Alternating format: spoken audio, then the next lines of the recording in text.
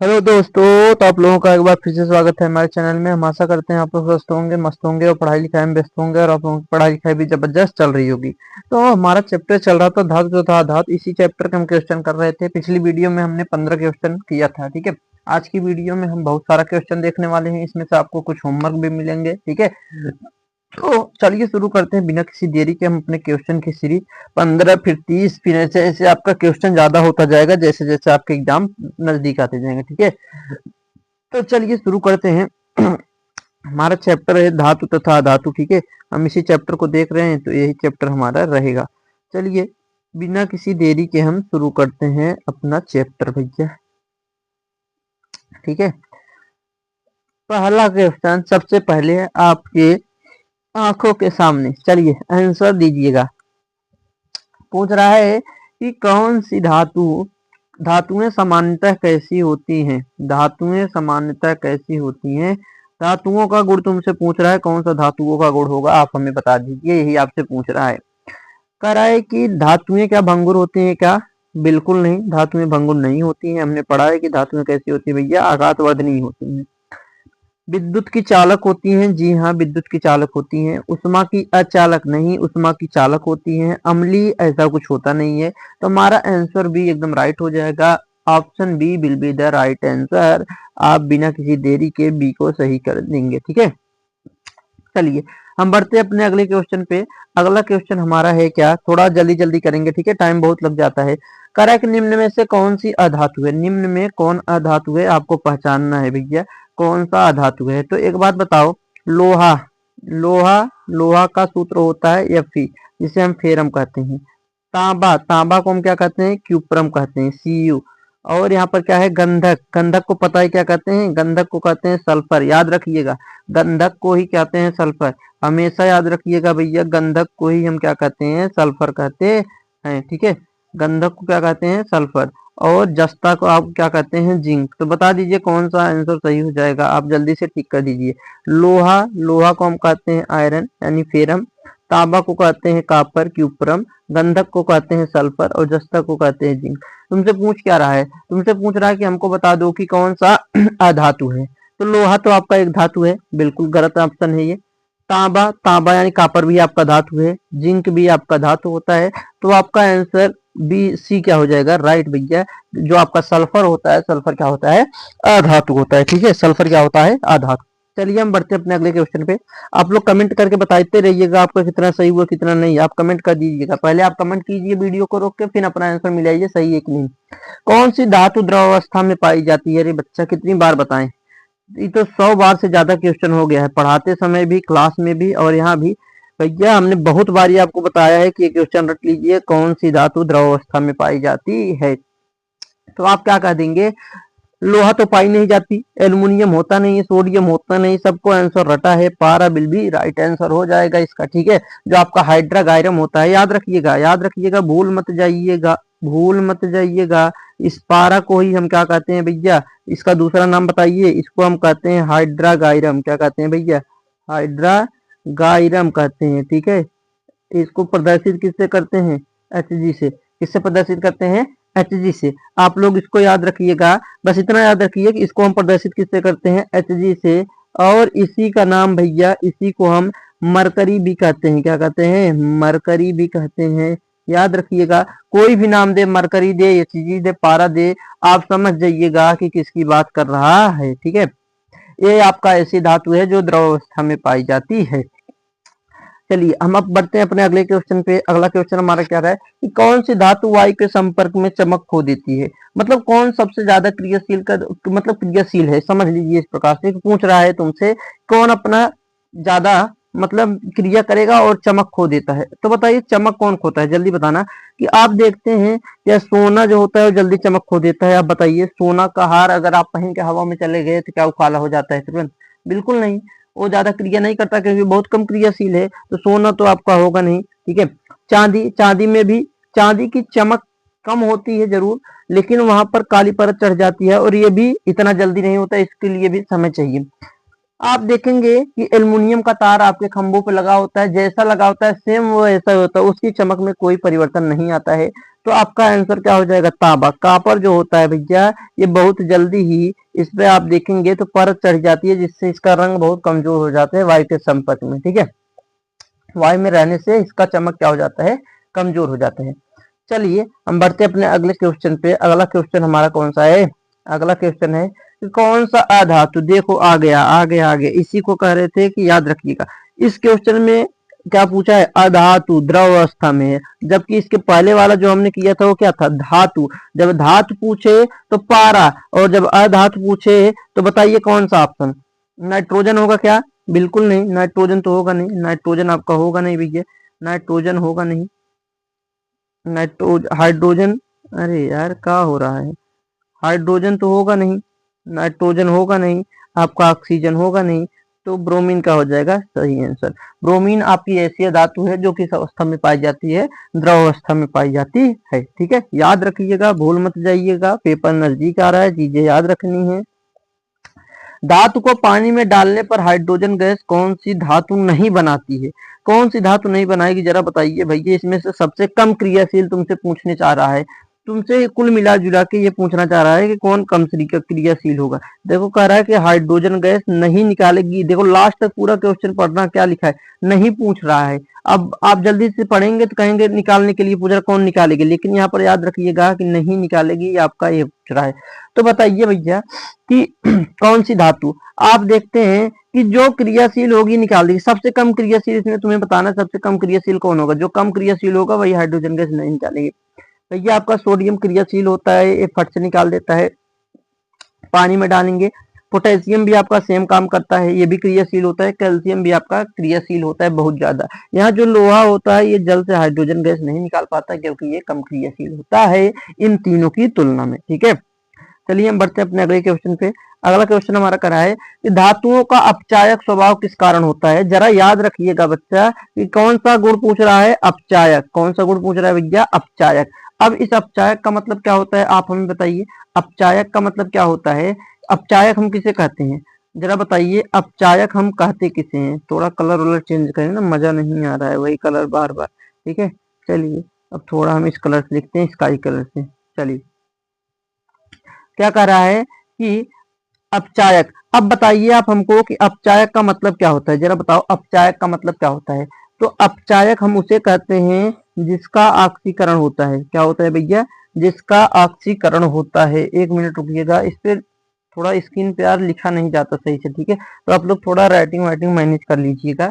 यहाँ पर हम कहना चाह रहे हैं कि जिसका ऑक्सीकरण होता है। ठीक है भैया, जिसका क्या होता है, ऑक्सीकरण होता है, जिसका ऑक्सीकरण होता है उसे हम क्या कहते हैं, अपचायक। और ऑक्सीकरण किसका होता है, जब इलेक्ट्रॉन, ऑक्सीकरण में क्या होता है, जो इलेक्ट्रॉन त्यागता है, जो इलेक्ट्रॉन त्यागता है उसका क्या होता है, ऑक्सीकरण। और जो इलेक्ट्रॉन त्यागता है उसका ऑक्सीकरण होता है, जिसका ऑक्सीकरण होता है उसे हम अपचायक कहते हैं। तो अपचायक क्यों होता है धातु, तो क्यों होता है, क्योंकि वो इलेक्ट्रॉन त्यागता है। तो कह रहा है इलेक्ट्रॉन खोने की प्रवृत्ति, जी हाँ, इलेक्ट्रॉन खोता है तभी वो उसका ऑक्सीकरण होता है। खोने का मतलब बाहर निकालता है, इलेक्ट्रॉन प्राप्त करने की जी नहीं। इलेक्ट्रॉन प्राप्त करेगा तो उसका अपचयन होगा, जिसका अपचयन होता है उसे हम ऑक्सीकारक कहते हैं, जो हमारी अधातुएं होती है। स्थिरता का कमी ऐसा कोई ऑप्शन नहीं है, घनत्व अधिक होगा ये भी कोई सही ऑप्शन नहीं है। ठीक है, चलिए हम बढ़ते हैं अपने अगले क्वेश्चन पे। अगला क्वेश्चन हमारा क्या कह रहा है, अगला क्वेश्चन कह रहा है कि आप लोग जरा देखिए अगला क्वेश्चन क्या कह रहा है, चूना पत्थर को गर्म करने पर क्या प्राप्त होता है। चलिए आप इसका आंसर दीजिए, हम रुक जा रहे हैं। आप लोग कमेंट करिए, जल्दी जल्दी बताइए कि कौन सा ऑप्शन सही होगा इसका। ठीक है, आप लोग आंसर दीजिए, तब तक हम थोड़ा सही से बैठ जाते हैं। ठीक है, चलो बताओ कौन सा ऑप्शन सही होगा इसका। पूछ रहा है कि चूना पत्थर को गर्म करने पर क्या होता है। आप बताओ हमें चूना पत्थर क्या होता है, आप हमको बताओ चूना पत्थर होता क्या है। आप हमें बताओ चूना पत्थर क्या होता है, बोलो चूना पत्थर क्या होता है भैया। चूना पत्थर होता है आपका CaO3, जिसे हम कहते हैं कैल्शियम कार्बोनेट, जिसे हम क्या कहते हैं, कैल्शियम कार्बोनेट। ये आपका क्या है, कैल्शियम कार्बोनेट। कैल्शियम कार्बोनेट को जब आप गर्म करते हैं, जब आप कैल्शियम कार्बोनेट को गर्म करते हैं तो क्या बनता है, यहाँ से निकल जाता है CaO, क्या निकल जाता है CaO प्लस CO2, क्या होता है CO2। ठीक है, दो चीजें। कौन सी गैस निकल रही है? CO2। यहाँ पर क्या प्राप्त होता है, याद रखिएगा। जब आपको यहाँ पर देखिए, आप ऑप्शन में जब देखेंगे, आप यहाँ पर अगर आप ऑप्शन देखने चलेंगे तो यहाँ आपको CO भी मिलेगा और CO2 भी मिलेगा, दोनों ऑप्शन मिलेगा। इसमें आप कंफ्यूज हो सकते हैं कि कौन सा ऑप्शन मारे, लेकिन हमेशा याद रखिएगा अगर एक होगा तो आप हमेशा गैस ही वाला लगाना, गैस वाला पूछेगा, ठीक है। अगर ऑप्शन में ए और डी दोनों दिया होगा तो आप ए और डी दोनों लगाएंगे। अगर केवल एक ही ऑप्शन चूज करना है तो उसमें आप हमेशा गैसीय उत्पाद वाला लगा के आएंगे। तो यहाँ आंसर कौन सा राइट हो जाएगा भैया? डी आपका एकदम राइट आंसर हो जाएगा। CO2 प्राप्त होगी। CO भी प्राप्त होगा लेकिन वो सॉलिड होता है, यहाँ पर सॉलिड की बात नहीं किया है। वैसे तो कुछ नहीं कहा, जब कुछ नहीं कहेगा तो आप गैस वाला हमेशा मार्क करिएगा। आपका ये तीनों आंसर क्या हो जाएंगे भैया? गलत हो जाएंगे। चलिए आगे बढ़ते हैं अपने अगले क्वेश्चन पे। अगला क्वेश्चन हमारा क्या कह रहा है कि सोडियम और पोटेशियम को मिट्टी के तेल में क्यों रखा जाता है? आपको पता है कि ये बहुत ज्यादा क्रियाशील होती हैं। सोडियम और पोटेशियम जो होती हैं, यहाँ पर हम लिख के बता देते हैं कि जो आपकी भैया सोडियम होती है वो पोटेशियम होती है, इनकी जो क्रियाशीलता होती है, इनकी जो क्रियाशीलता होती है, क्या होती है? क्रियाशीलता। इनकी जो क्रियाशीलता होती है भैया बहुत ज्यादा होती है। क्रियाशीलता बहुत ज्यादा होती है। क्रियाशीलता बहुत ज्यादा होती है जिससे वायु में आएंगे, अगर वायु के संपर्क में आएंगे तो ये जल जाते हैं। क्या हो जाते हैं भैया? जलने लगते हैं, जलने लगते हैं। तो इनको जलने से बचाने के लिए, ये जले ना, इस जलन से इनको जलने से बचाने के लिए हम किस में रखते हैं? मिट्टी के तेल में। किस में रखते हैं? मिट्टी के तेल में। देख लीजिए आपका कौन सा आंसर सही कह रहा है। कह रहा है कि चमकाने के लिए। बिल्कुल नहीं, ऐसा कुछ नहीं है, चमकाना वमकाना नहीं होता है। हवा में जलने से बचाने के लिए एकदम सही आंसर है, क्योंकि अगर मिट्टी के तेल में नहीं रखेंगे तो हवा में आएंगे और क्रिया करके जल जाएंगे। रंग बदलने के लिए नहीं, घुलाने के लिए नहीं, बिल्कुल नहीं। अब चलते हैं हम अपने अगले क्वेश्चन पे। अगला क्वेश्चन हमारा है 10वां क्वेश्चन। कौन सी धातु सबसे अधिक क्रियाशील होती है? कौन सी धातु सबसे अधिक क्रियाशील होती है? हमने आपको बहुत बारी बताया है कि सबसे अधिक क्रियाशील धातु पूछे तो सोडियम या पोटेशियम, दोनों में से एक ऑप्शन होगा। अगर पोटेशियम होगा तो आप पोटेशियम लगाएंगे, अगर पोटेशियम नहीं है तब आप क्या लगाएंगे? सोडियम। सबसे ज्यादा क्रियाशील सोडियम और पोटेशियम होती है, और सबसे कम क्रियाशील पूछे तो सबसे कम क्रियाशील आपकी सोना होती है। हमेशा याद रखिएगा, सोना सबसे कम क्रियाशील होती है और सोडियम पोटेशियम सबसे ज्यादा क्रियाशील होती है, ठीक है। तो आप देख लीजिए, सोडियम ऑप्शन में है, पोटेशियम ऑप्शन में है नहीं, तो आप क्या कर देंगे? सोडियम को सही कर देंगे। यहाँ पर आपका आंसर सी क्या हो जाएगा? राइट हो जाएगा, ठीक है। चलिए हम बढ़ते हैं अपने अगले क्वेश्चन पे। अगला कह रहा है कि अम्लों के साथ धातु अभिक्रिया करके कौन सा निकालता है? कौन सी गैस निकालती है? अब पूछना चाह रहा है क्या निकालता है। तो आपको पता होगा भाई, आपको क्या पता है जरा आप लोग बताओ कि जब हम क्या करते हैं, अम्ल की क्रिया, आपने एक अम्ल ले लिया, आपने एक अम्ल ले लिया H2SO4, और इसकी क्रिया किससे करवा दी? एक धातु से करवा दी। किससे करवा दी भैया? एक धातु से।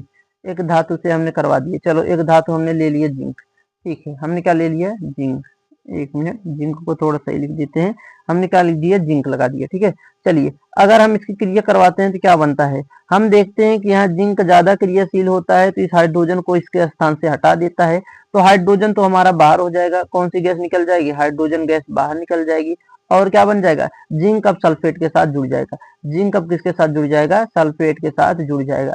तो भैया हमारा बन जाता है जिंक सल्फेट, और कौन सी गैस बाहर निकल जाती है? Hydrogen gas. ये तुमसे पूछना चाह रहा था कि क्या बाहर निकलता है, तो आप क्या बताएंगे? कौन सी गैस निकलती है? हाइड्रोजन गैस निकलती है। और पूछे कि भैया ये किस प्रकार की अपक्रिया है, अगर हम कह दें बताइए ये किस प्रकार की अपक्रिया है, तो आप कहेंगे ये विस्थापन है। ये कौन सी अपक्रिया है भैया? विस्थापन अपक्रिया। पहला चैप्टर, ठीक है, पहले चैप्टर में आपने पढ़ा है ना अपक्रिया के प्रकार। तो ये कौन सी अपक्रिया है? विस्थापन। क्योंकि ज्यादा क्रियाशील तत्व कम क्रियाशील तत्व को उसके स्थान से हटाकर स्वयं उसके स्थान पे जुड़ जा रहा है। यहाँ पर आप देख लीजिए। और विस्थापन में भी पूछे एकल है कि द्विविस्थापन, तो आप देख रहे हैं कि एक मतलब इसमें देखो एक अकेला रहेगा, क्रिया के पहले भी क्रिया के बाद में। तो अगर अकेला है कोई तो एकल विस्थापन है, अगर दोनों किसी न किसी के साथ जुड़ेंगे तो द्विविस्थापन हो जाएगा। यहाँ पहले H2 किसी के साथ जुड़ा था, अब जिंक जुड़ गया है, H2 अकेला हो गया। तो अगर अकेला है तो कौन सी अपक्रिया? एकल विस्थापन हो जाएगी भैया। तो आपसे पूछा था कि अम्लों के साथ धातु क्रिया करने पर क्या निकलता है?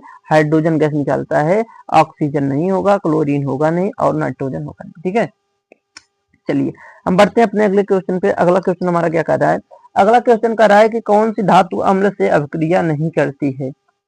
अब तुमसे पूछना ये चाह रहा है कि कौन सी धातु अम्ल से क्रिया नहीं करती है। पूछना चाह रहा है कौन कम क्रियाशील होगी, कौन कम क्रियाशील है, ठीक है।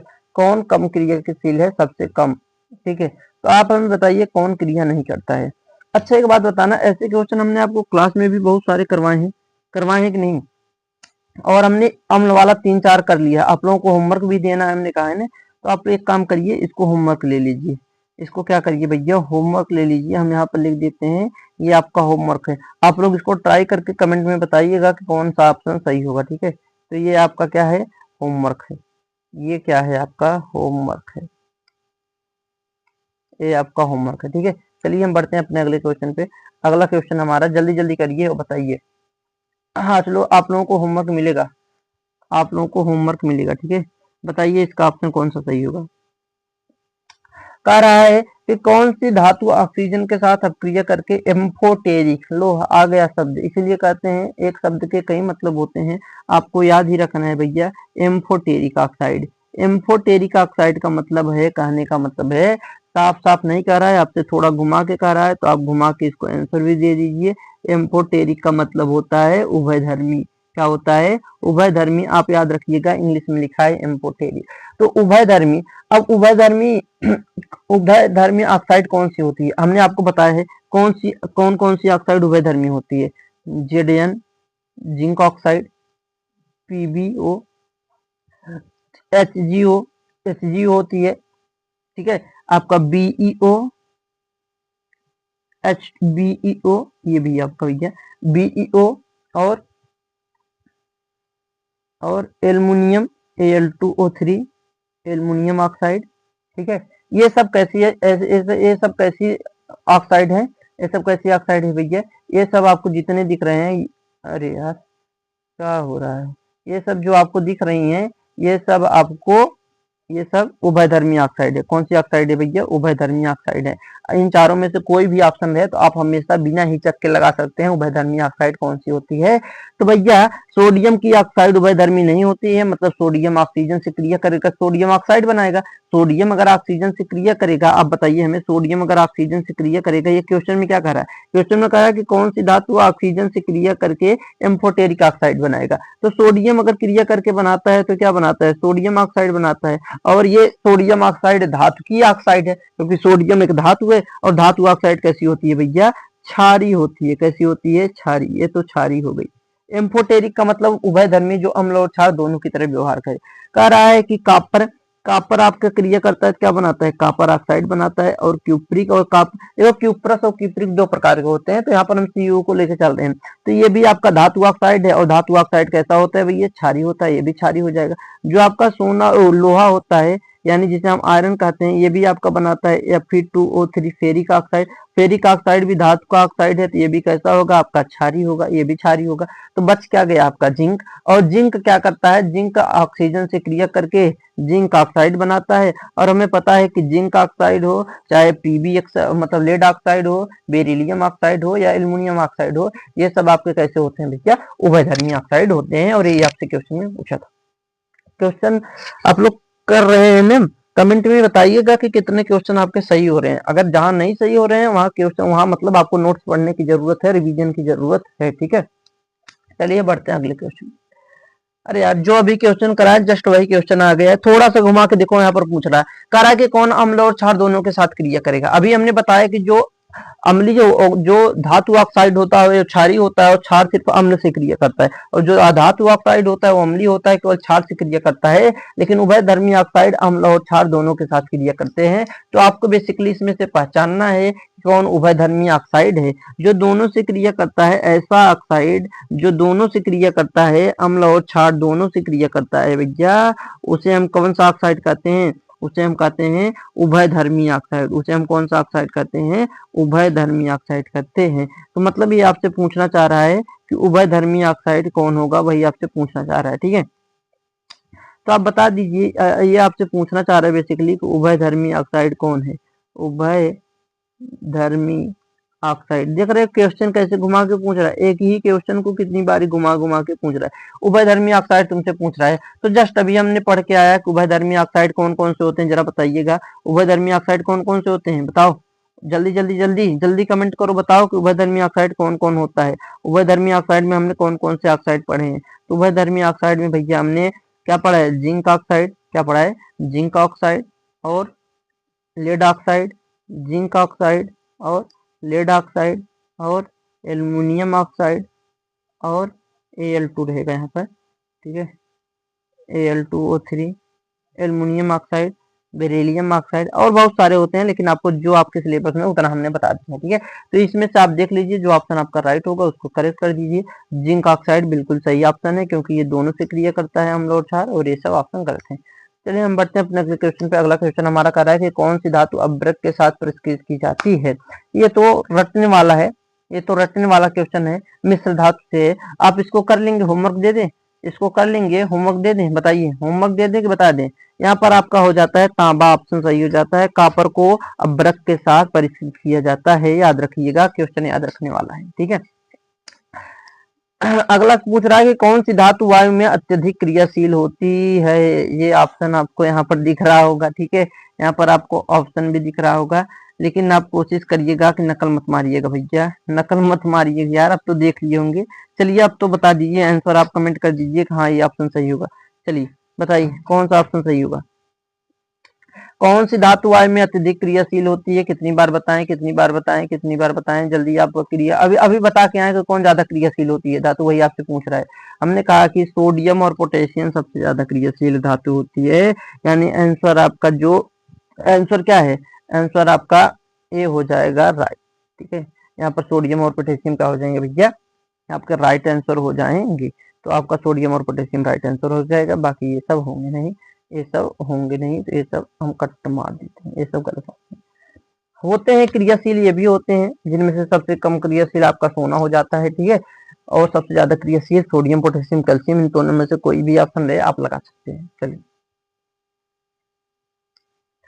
खरा कि कौन सी धातु का प्रयोग तार बनाने में होता है। अब बताओ तार जो तुम्हारे घर में यूज होता है किसका बना होता है, किस पदार्थ का बना होता है, किस धातु का बना होता है, आप सोच के बताएं। देखो लोहा, लोहा विद्युत एवं उष्मा का चालन होता है, कोई दो बात नहीं है इसमें, होता है, हम भी मान रहे हैं। जिंक, जिंक नहीं होता है, जिंक अचालक होता है, हमने आपको बताया था अपवाद स्वरूप। ये क्या होता है, ये विद्युत एवं उष्मा का चालन नहीं करता है, ये अपवाद होता है। ये धातु है लेकिन ये चालन नहीं करता है, ये अपवाद होता है, हमने बताया था ना, याद रखिएगा भैया। हमने कहा था मैग्नीशियम का ऐसा कोई ये धातु है, इसमें भी ऐसा कुछ नहीं होता है, चालन वोलन इसमें नहीं होता है। चालन आपके इसमें होता है लोहा में और किसमें, कापर में। अब तुम्हें बताना है कि जो तुम घर में यूज करते हो तार, वो लोहा का बना होता है कि कापर का, जरा बताइएगा। कापर का, लोहा, लोहा का तार कभी सुने हो कि लोहे के तार में आपकी बिजली बहती है, लोहे का तार खींचते हो घर में, कि जो बना होता है कापर का, आपने नाम भी सुना होगा कापर का वायर। कापर का वायर बाइंडिंग में यूज किया जाता है, कापर का वायर बल्ब जलाने में यूज किया जाता है, कापर का वायर मोटर पंखा चलाने में यूज किया जाता है। तो जो तार बना होता है किसका बना होता है, कापर का बना होता है भैया, मैग्नीशियम आपका होगा नहीं। अगर पूछे सबसे अच्छा चालक कौन होता है, तो विद्युत एवं उष्मा का सबसे अच्छा चालक कौन होता है भैया, विद्युत का सबसे अच्छा चालक कौन होता है, ए जी, जिसे हम कहते हैं ओ जी, ओ जी नहीं ए जी, ए जी का मतलब चांदी, ए जी का मतलब क्या होता है भैया, चांदी होता है, इसे हम अर्जेंटम कहते हैं, याद रखिएगा, सबसे अच्छा चालक होता है। चलिए अगला क्वेश्चन करते हैं। अगला क्वेश्चन कर रहा है कि कौन सा धातु अधातु जल में घुल के अम्ल बनाता है। ये क्वेश्चन थोड़ा सोचने वाला है, आप थोड़ा करिए, इसको कॉपी में सॉल्व करिए, सबको करके देखिए कौन जल से क्रिया करके अम्ल बना रहा है, उसके बाद आंसर लगाइए। हम वेट करते हैं, आप लोग आंसर लगाइए, फटाक से इसका आंसर लगाइए, कौन सा ऑप्शन सही होगा बताइए। तब तक हम कलर वलर बढ़िया से चेंज कर लेते हैं, ठीक है, कलर हम क्या कर लेते हैं, चेंज कर लेते हैं। चलिए कह रहा है कि कौन सा अधातु जल में घुल के अम्ल बनाता है। हमने आपको पढ़ाया था, आपको याद है, आपको याद है कि नहीं, चलिए हम देखते हैं।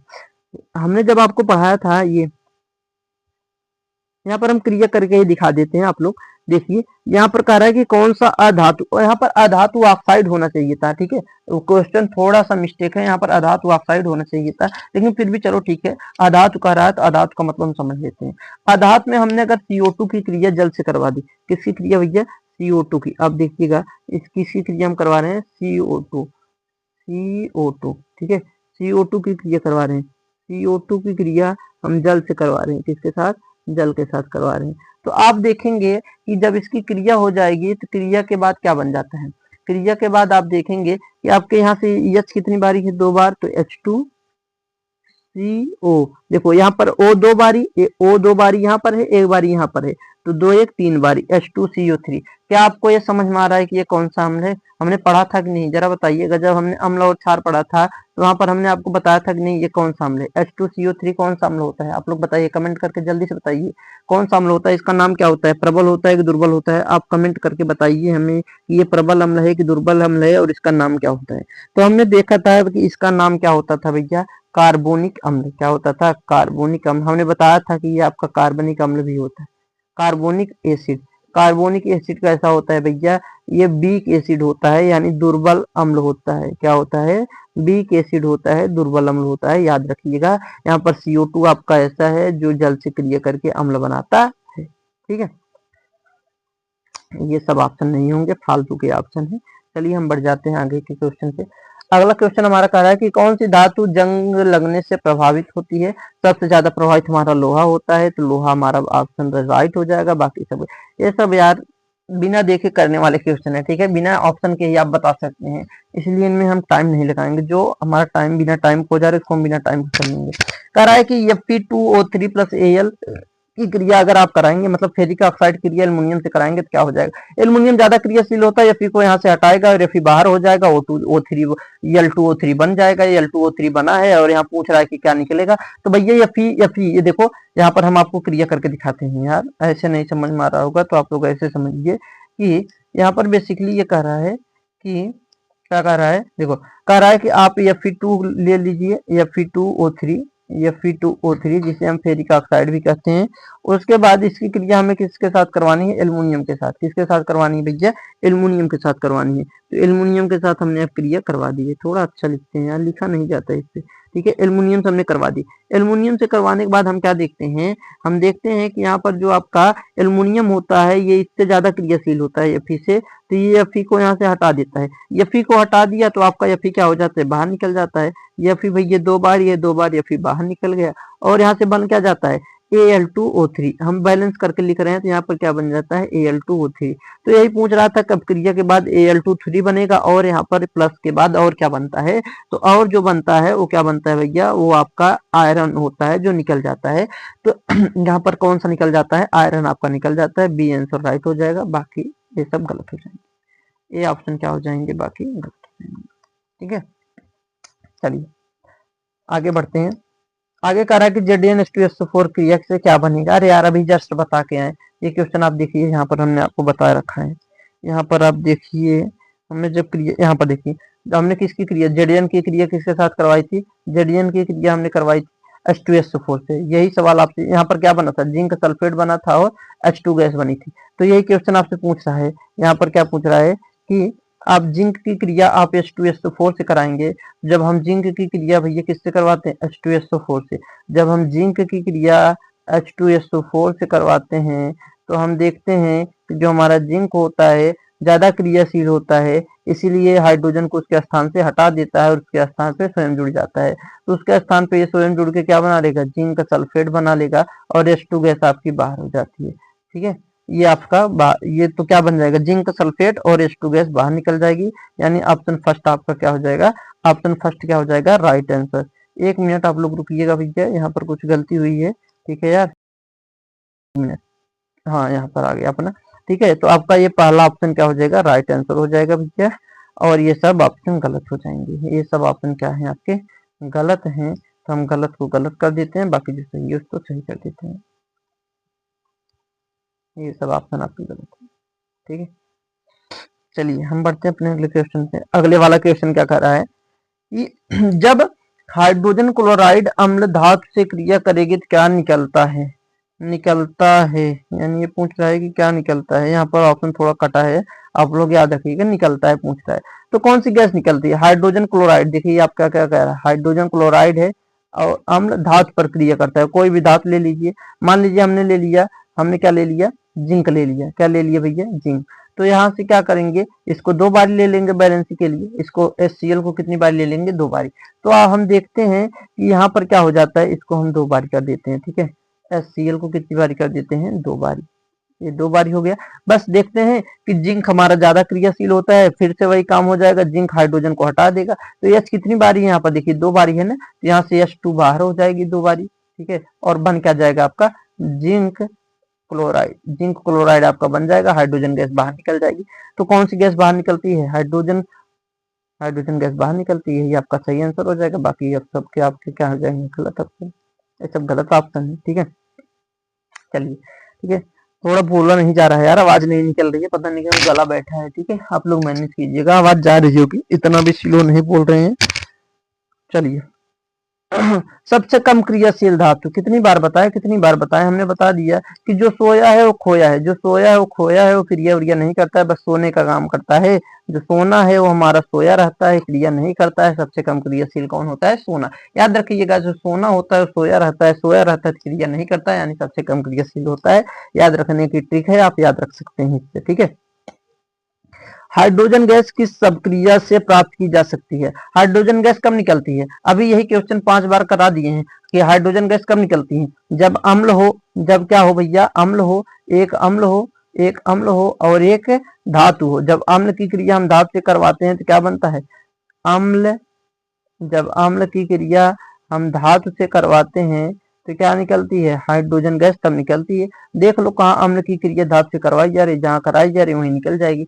तो आप देखते हैं, आप क्या देखते हैं, आप देखते हैं कि H2 गैस निकलती है जब अम्ल क्रिया करता है धातु से। यहाँ पर एल्युमिनियम जल से क्रिया कर रहा है, बिल्कुल नहीं निकलेगी भैया। यहाँ पर आयरन NaCl, NaCl तो लवण है, बिल्कुल नहीं निकलेगी। कॉपर आपका जल से क्रिया कर रहा है, यहाँ भी हाइड्रोजन गैस निकलेगी। यहाँ पर जिंक या Cl से क्रिया कर रहा है, और यही अभिक्रिया भी हमने आपको जस्ट पीछे करके दिखाया है। यहाँ पर देखिए जिंक या Cl से क्रिया कर रहा है, तो क्या निकलता है, हाइड्रोजन गैस निकलती है।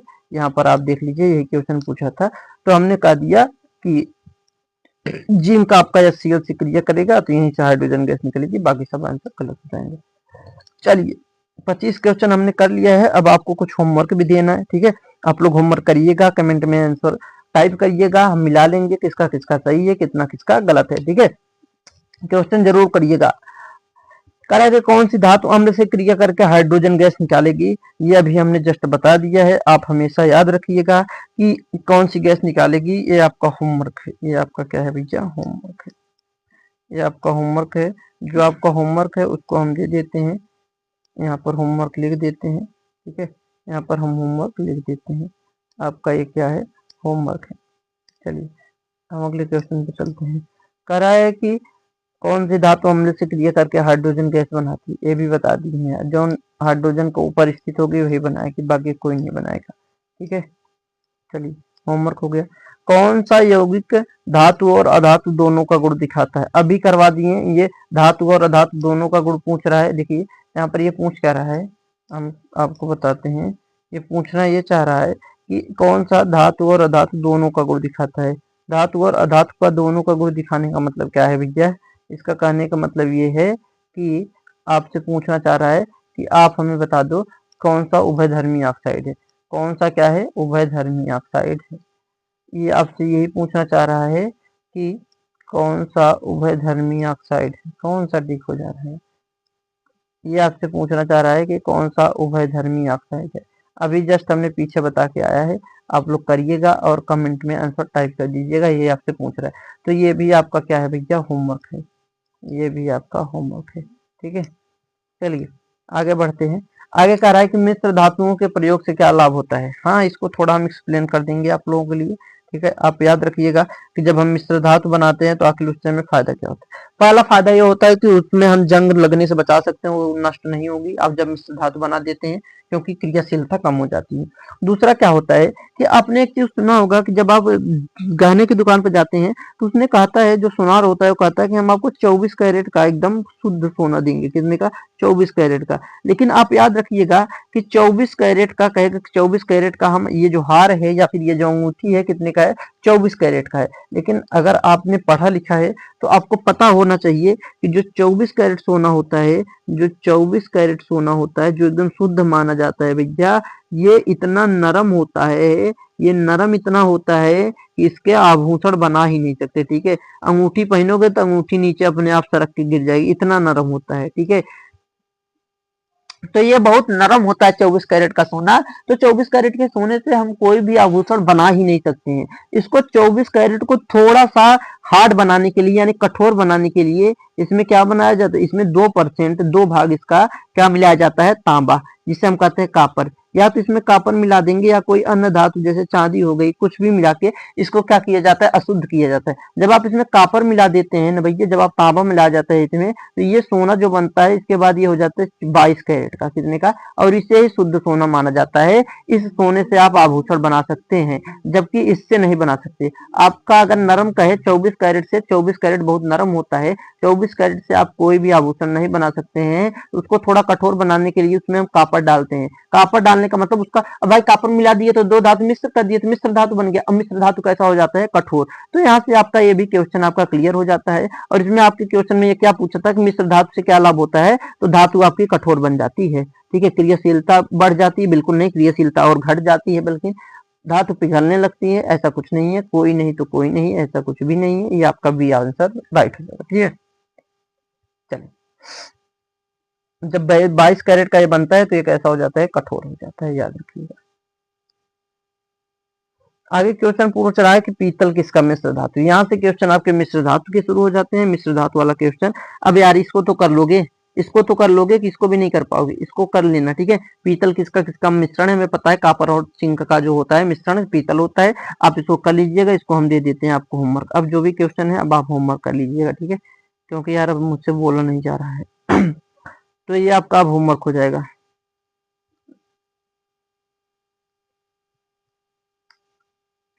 ये आपका क्या हो गया, होमवर्क हो गया, ठीक है।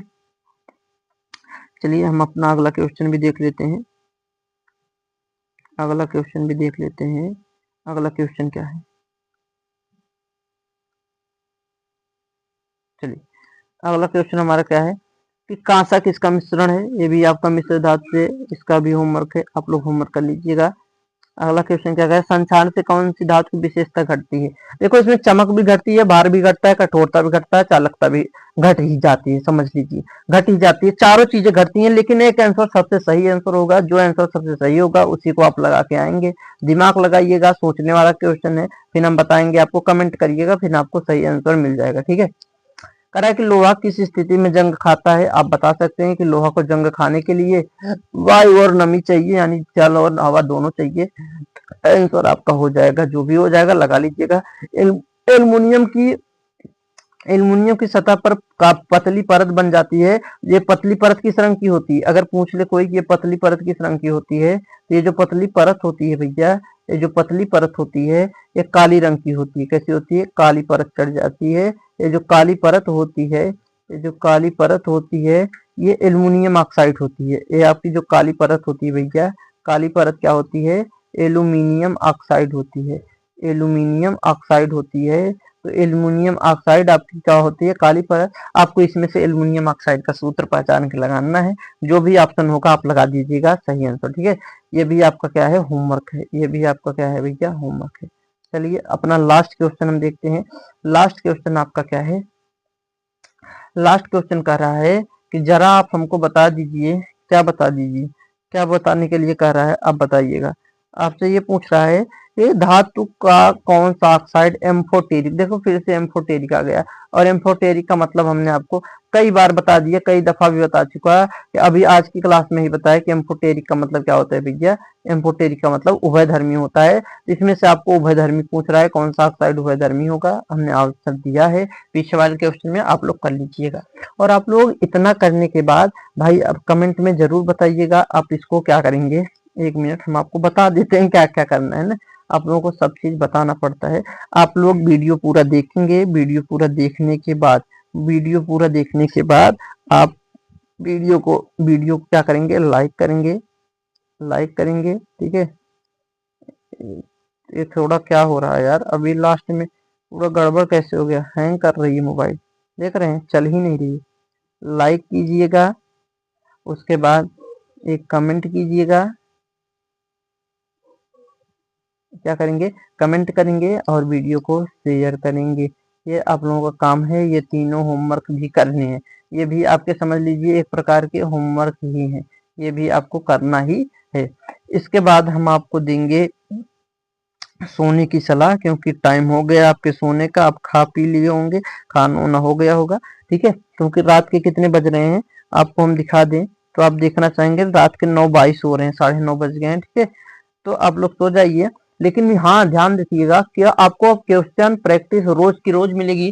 तो आपको चैप्टर जो होगा उसको बराबर आपको रिवाइज करके आना है, क्वेश्चन करना है, ठीक है। अगर आप सोचो कि एक दिन में अगर हम कितना करेंगे, अगर एक दिन में हम 30 क्वेश्चन करें, सोचो अगर अगर हमने आज हमने कितना किया, 35 क्वेश्चन किया, 35 क्वेश्चन किए। अगर आप लोग बताइए, ईमानदारी से बताइएगा कि अगर एक दिन में हम 35 क्वेश्चन करें भैया, अगर हम एक दिन में 35, चलो छोड़ दो, हम 30 ही करें, कि अगर आप एक दिन में 30 क्वेश्चन किया, तो बताइए अगर एक महीने में कितना, 30 गुणे 30, 30 गुणे 30 कितना, 900 क्वेश्चन होता है, कितना, 900।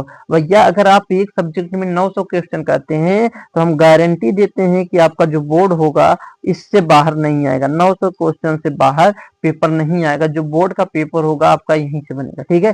तो कोई टेंशन नहीं लेनी, बस आपको एकदम मन लगा के जितना करा रहे हैं बस उतना कर लीजिए। हम आपको गारंटी देते हैं कि एक भी क्वेश्चन आपको बिना पढ़ा या फिर ऐसा लगेगा नहीं बताया गया, ऐसा क्वेश्चन कोई नहीं आएगा, हम आपको गारंटी दे रहे हैं। बस आपको जितना कहा जाए आप लोग बस ईमानदारी पूर्वक जितना कह रहे हैं उतना करते चलिए, चैप्टर को रिवाइज करके आइए, क्वेश्चन करिए, जितना क्वेश्चन करा रहे हैं इतना क्वेश्चन सफिशियंट है, अभी बहुत टाइम है हमारे पास। एक महीने की बात हमने की, एक महीने में हम कितना क्वेश्चन कर लेंगे, 900। सोचो तभी हमारे पास 3 महीने का टाइम है, हम आराम से बहुत सारे क्वेश्चन कर लेंगे, आपको इसमें कोई डरने की आवश्यकता नहीं है।